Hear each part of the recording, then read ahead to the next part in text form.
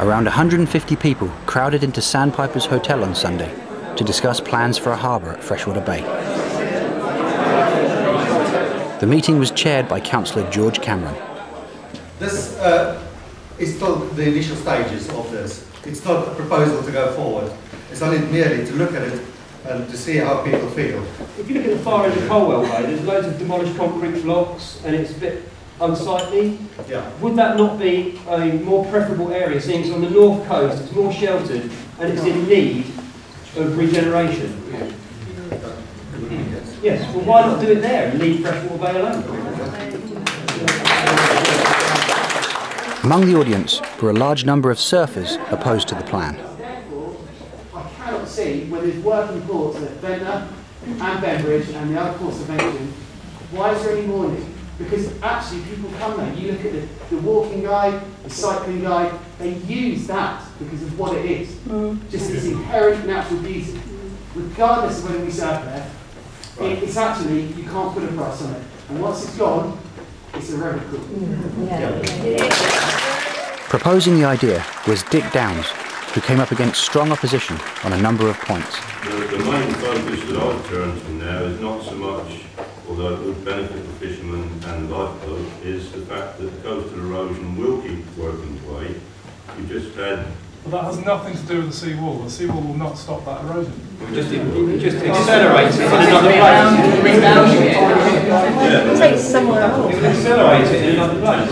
What I have seen is a huge pile of maggots in the middle of the bay on seaweed, and if you build this revetment or seawalls outside, there will be no tidal surge to flush that out.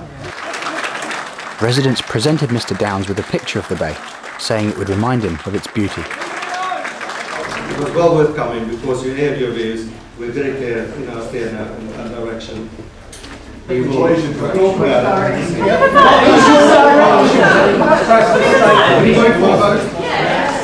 Anybody? Let's go. Against first. Everyone.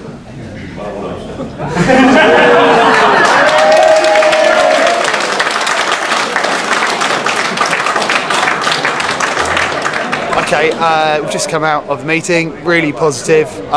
There was a unanimous feeling that it wouldn't go ahead, which is really positive. So Mr. Downs actually turned out to be a really nice man. He realised sort of that it wasn't a well thought out plan for everyone, and so it was a really positive result. The meeting itself went pretty well. We've got a clear mandate from them which way they want to go. A majority were surfers, and the other majority, the other lot, were local residents from the bay. What I'm not clear about is the people who don't live in the bay, people who is not against it, people who might be for it, and their views has not been addressed. These are people that weren't here today? People who weren't here tonight. How do you plan to get them involved in it then? How are we going to do that? I will take this to the parish council, and I will talk to the two separate residents' associations and ask them if they could have it on their agendas for the next month.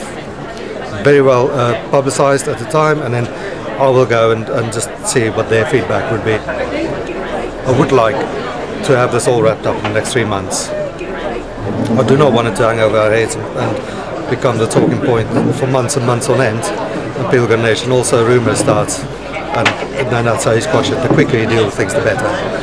Well, I mean, it's pretty obvious what people's opinions are. I don't believe it'll go anywhere anyway, so if there's people that he needs to speak to or research he needs to do, I think he'll probably come round to our way of thinking anyway, that it's really not a good idea and it's not good for freshwater. I have changed my mind slightly after tonight.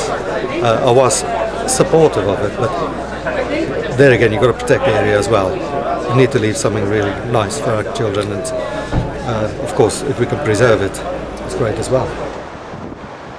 While the opinions of those at the meeting were made clear, it seems the proposed harbour will remain on the local agenda a while longer.